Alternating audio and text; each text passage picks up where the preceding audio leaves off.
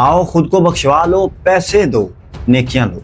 ये बात है उस दौर की जब दुनिया में मजहब को बेचा जा रहा है, रूहानियत का खून किया जा रहा है, इंसानी वजूद को कुछ सिक्कों के इवज दागदार किया जा रहा है, रहमानुल्लाह के घर को पामाल किया जा रहा है। 14वीं-15वीं सदी का युग जिसमें इंसानी रूह, जिसमें आज़ाद रहने की बजाय कैथोलिक चर्च के पादरियों के झूठे अकायद में कैद थी। ये वो वक्त था जब कलीसा यानी कैथोलिक चर्च ना सिर्फ रूहानी जिंदगी बल्कि बादशाहों की सियासत पर भी काबिज था। इस वक्त यूरोप में सच्चाई बस वही थी जो रोम में बैठा पोप बताता था। कौन नेक है, कौन गुनहगार, किसको सजा मिलनी चाहिए, किसको बख्श देना चाहिए, कौन जन्नत में जाएगा, कौन जहन्नम में जाएगा, इस सब का फैसला अल्लाह की बजाय चर्च के पादरियों ने अपने हाथों में लिया। अल्लाह के अहकामात बदले जा रहे थे, बाइबल को आम लोगों से दूर रखा जा रहा था और चर्च को दीनी दरसगाह की बजाय बिजनेस प्लेस बनाया जा रहा था। चर्च की इन बेज़ाब्तियों को आम मासूम लोग परवरदिगार का हुक्म समझते, जबकि ये फरेबी पादरियों की झूठी खुद साख्ता तहारीफ थी। हर तरफ चर्च की हुक्मरानी थी, लेकिन फिर एक शख्स उठा, एक तालिब इल्म, एक राहिब, एक उस्ताद जिसने सिर्फ चर्च ही नहीं बल्कि पूरे यूरोप की रूहानी तारीख को बदल कर रख दिया। इसका नाम मार्टिन लूथर था। अस्सलाम वालेकुम नाजरीन, पब्लिक पार्लियामेंट की स्क्रीन पर आपको खुश आमदीद और मैं आपका होस्ट तबस्सुम रज़ा।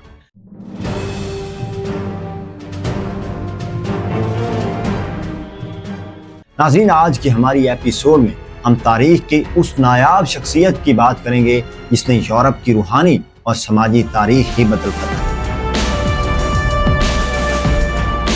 मार्टिन लूथर 10 नवंबर 1483 को आइजलबैन के छोटे से जर्मन कस्बे में पैदा हुआ। उस वक्त का जर्मनी रोमन एम्पायर का हिस्सा था, एक ऐसा दौर जहां मजहब, ताकत और रिवायत एक ही जंजीर की कड़ियां थी। मार्टिन के वालिद हांस लूथर एक मेहनती कारकुन थे। वो जानते थे कि उनका बेटा कानूनदान बने, ताकतवर बने, वो कुछ ऐसा करे जो आम लोग नहीं कर सकते। लूथर की माँ, जिसका नाम मार्गरीटा था, एक मजहबी खातून थी जिन्होंने खौफे खुदा और अकीदत का एहसास बचपन ही से लूथर के दिल में उतार दिया था। मार्टिन का बचपन आम नहीं था।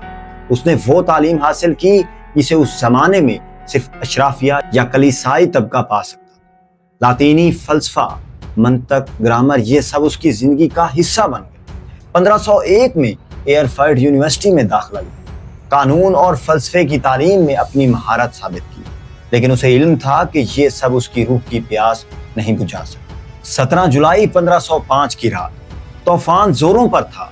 मार्टिन एक सफर में था जब आसमान चमका, बिजली लूथर के करीब आ गिरी। मौत को बिल्कुल सामने देख लूथर के होंठों से बेसाख्ता दुआ ली, सेंट इन्स, अगर बच गया तो राहिब बन जाओ। ये कोई आम वादा ना था। चंद रोज बाद उसने अपने ख्वाबों, अपने वालिद की ख्वाहिशात, सब कुछ छोड़कर अगोस्तीनी राहिबों के मोनेस्ट्री में शमूलियत इख्तियार कर एक रोशन दिमाग अब खामोश कैद में दाखिल हो चुका, खुद अपनी मर्जी से। खामोशी की चीख राहिब बनने के बाद मार्टिन ने अपनी पूरी जिंदगी का रुख बदल दिया। रोजाना 7 नमाजें, रोजे सादगी की इंतहा, मगर रूह को सुकून न मिला। वो घंटों एतराफ़े गुनाह करता, छोटी छोटी बातों पर खुदा से माफी मांगता। वो कहता था, अगर कोई राहिब अपने अमाल से निजात हासिल कर सकता तो वो मैं होता, लेकिन उसकी रूह को सुकून फिर भी ना। ये सवाल उसके वजूद में चिंगारी बनकर उठता कि वो कैसे खुदा के सामने नेक बन सकता है। मार्टिन के रूहानी उस्ताद जॉन स्टापिस ने उसकी बेचैनी को महसूस किया। वो जानते थे कि ये राहिब सिर्फ रसूमात से मुतमिन नहीं हो सकता, उसे सच चाहिए। इसलिए स्टापिस ने बाइबल की तालीम में उसे झोंका। बाइबल, वो किताब जो उस वक्त आम आदमी की दस्तरस से बाहर थी। मार्टिन ने यूनानी, इब्रानी, लातीनी में बाइबल पढ़ी। वो इसके दिल के अंधेरे में पहली रोशनी रोमियो के खत के एक जुमले से पड़ी, रास्तबाज ईमान से जीता है। ये जुमला सिर्फ एक आयत नहीं, ये एक इनकलाब था। जैसे ही लूथर ने इल्हामी किताब से इल्म हासिल किया, वो कलीसा की सरगर्मियों और ईमानी हकीकत में तजाद देखकर हैरान हो गया। 31 अक्टूबर 1517 कैथोलिक चर्च की ताकत पर सवाल और यूरोप में एक नई फिक्र, प्रोटेस्टेंट के आगाज का दिन था। मार्टिन लूथर, जो उस वक्त वेटनबर्ग यूनिवर्सिटी में تھیولوجی کے پروفیسر تھے. اپنے خیالات کو 95 نکات کی شکل میں قلم بند کر کے 95 تھیسس کو ویٹنبرگ چرچ کے دروازے پر چسپاں کر دیا. اس دستاویز کا اصل عنوان تھا disputation on the power and efficacy of indulgences, یعنی گناہوں کی معافی کے اختیار اور اثرات پر مباحثہ. لیکن اس ایک سادہ عمل کے پیچھے صدیوں پرانی بدعنوانی، مذہبی استبداد اور عوامی استحصال کی کہانی چھپی.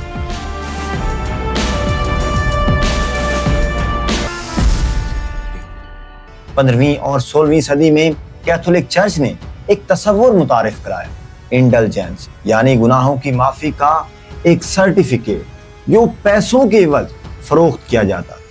چرچ کا دعویٰ تھا کہ جو شخص یہ سند خریدے گا اس کے یا اس کے عزیزوں کے گناہ معاف ہو جائیں گے اور وہ پرگیٹری یعنی عذاب کے عارضی مقام سے بچ نکلیں گے. یہ عمل روحانی نجات کو ایک مالی لین دین میں تبدیل کر چکا تھا. چرچ کے نمائندے خصوصاً جان ٹیزل عوام میں یہ جملہ دہراتے تھے، جب سکے کا جنکار زمین پر گرتا ہے ایک روح جنت میں چلی جاتی ہے. اس زیارتی مذہب سے بیزار مارٹن لوتھر نے کھل کر آواز اٹھائی.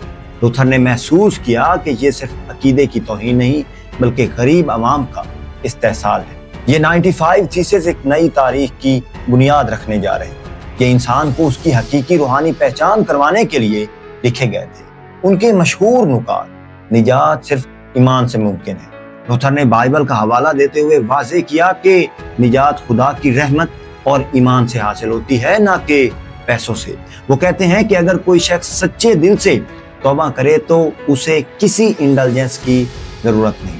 پوپ کی طاقت محدود ہے. لوتھر نے دعویٰ کیا کہ پوپ نہ تو پرگیٹری میں کسی کی سزا کم کر سکتا ہے، نہ ہی وہ جنت کی چابی رکھتا ہے. پوپ صرف اتنا کر سکتا ہے کہ موجودہ سزاؤں کو زمین پر کم کر دے، وہ بھی صرف مخصوص حالات. عوام کو دھوکہ نہ دیا جائے. لوتھر نے چرچ پر الزام لگایا کہ وہ عوام کو جہالت میں رکھ کر ان سے پیسے بٹورتے ہیں. لوتھر نے کہا کہ اگر پوپ واقع ہی اتنی طاقت رکھتا ہے تو وہ محبت اور رحم کے تحت سب کو آزاد کر دے بغیر کسی پیسے. سچا خزانہ انجیل ہے، نہ کہ انڈلجنس. لوتھر نے کہا کہ چرچ کا اصل خزانہ خدا کا کلام ہے، یعنی وہ انجیل ہے، نہ کہ وہ خزانے جنہیں فروخت کیا جا رہا ہے. لوتھر نے چرچ کو اس کی اصل ذمہ داری کی یاد دلائی، جو لوگوں تک کلام الہی کو پہنچانا تھا. حقیقی توبہ اور ندامت. تھیسس میں واضح کیا گیا کہ گناہ پر افسوس، ندامت اور اصلاح ہی اصل توبہ ہے. یہ کوئی خریدی جانے والی شے نہیں بلکہ روحانی تبدیلی کا عمل ہے. غلط مبلغین اور ان پر تنقید. لوتھر نے کہا کہ وہ پادری جو انڈلجنس بیچ کر لوگوں کو دھوکہ دے رہے ہیں وہ خدا کے قہر کے مستحق ہیں. لوتھر نے کہا کہ وہ مسیحی جو سچ پر ڈٹے رہتے ہیں ان پر خدا کی برکت ہے. یہ 95 نکات سوالات یا نکات کی شکل میں لکھے گئے جو بحث و مباحثے کے لیے دعوت تھے، نہ کہ بغاوت کے لیے. لیکن چرچ کے لیے یہ ایک سیدھا چیلنج تھا، کیونکہ یہ چرچ کی طاقت پر سوال تھا، چرچ کی دولت کے ذرائع پر تنقید تھی اور عوام کے ذہن کو آزاد کرنے کی تحریک تھی. اگرچہ لوتھر نے ابتدا میں اسے محض علمی مباحثے کے طور پر پیش کیا، لیکن یہ تھیسس جلد ہی جرمنی بھر میں پھیل گئی. پرنٹنگ کی ایجاد نے اس تحریک کو ایندھن دیا. چرچ نے اس دستاویز کو بغاوت قرار دیا اور لوتھر کے خلاف مقدمات، دھمکیاں اور اخراج کے احکامات جاری کیے. وٹبرگ قلعہ پناہ میں انقلاب.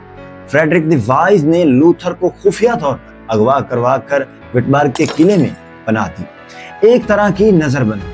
لیکن یہاں ایک اور تاریخی اقدام. لوتھر نے یونانی سے نئے عہد نامے کا جرمن میں ترجمہ کیا، وہ بھی صرف 11 ہفتوں میں. یہ پہلا موقع تھا کہ عام جرمن عوام کو انجیل ان کی اپنی زبان میں میسر ہو. یہ ترجمہ صرف مذہبی نہیں، لسانی، ثقافتی اور تعلیمی انقلاب تھا. 1534 تک انہوں نے پورا بائبل ترجمہ کر اور یورپ کا ذہن بدلنے لگا. ازدواج، اصلاح اور انقلابی گھرانے. 1525 میں مارٹن نے کیتھرینا وون بورا سے شادی کی جو ایک سابقہ راہبہ تھی. اس شادی نے مذہبی قیود کو توڑا. لوتھر نے کہا پادری انسان ہے اور شادی خدا کا تحفہ ہے، اور کوئی بھی چرچ یہ حق نہیں رکھتا کہ وہ کسی بھی راہب کو شادی کرنے سے روکے. لوتھر نے کہا کہ ان کے گھر میں مہمان، طالب علم، یتیم بچے سب رہتے ہیں۔ کھانے کے دسترخوان پر علمی گفتگو ہوتی اور اس گھرانے نے معاشرتی اصلاح کی بنیاد ڈالی۔ 1524 اور 25 میں جرمنی میں کسانوں نے بغاوت کی۔ انہوں نے لوتھر کی تعلیمات کو ظلم کے خلاف استعمال کیا، لیکن لوتھر نے کہا اصلاح دل سے ہوتی ہے، تلوار سے نہیں۔